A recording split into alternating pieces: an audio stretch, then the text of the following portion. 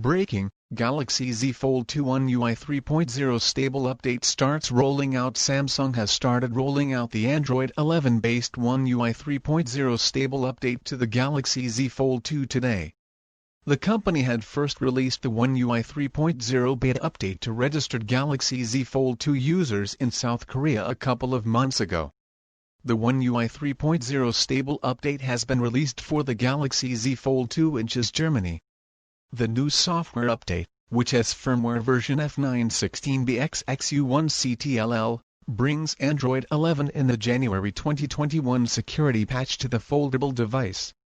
Apart from Android 11 features like chat bubbles, a conversation section in the notifications area, one-time permissions, and a dedicated media playback widget, the new update also brings One UI 3.0 features such as refreshed UI design and improved stock apps to the Galaxy Z Fold 2.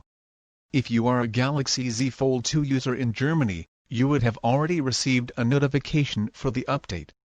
If you haven't received the update yet, you can manually check for it by navigating to Settings Software Update and tapping on Download and Install.